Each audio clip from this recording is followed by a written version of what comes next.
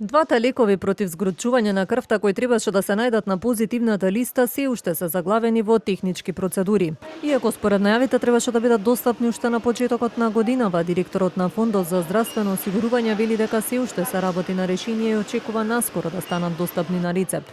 Во меѓувреме дел од граѓаните ги набавуваат од други држави затоа што се поевтини. Цените се диктираат со количините.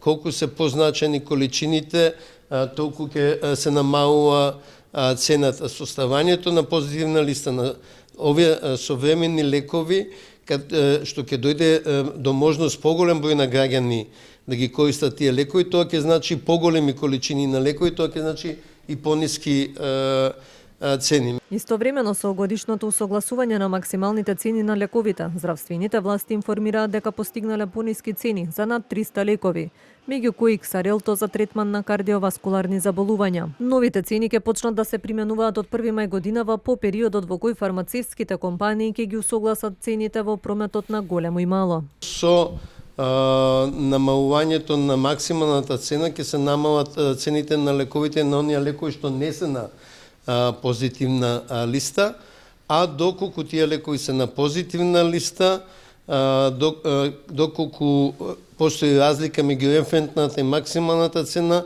ќе се намали доплатата, доколку постои разлика. Вообичајно референтните цени се пониски од максималните цени.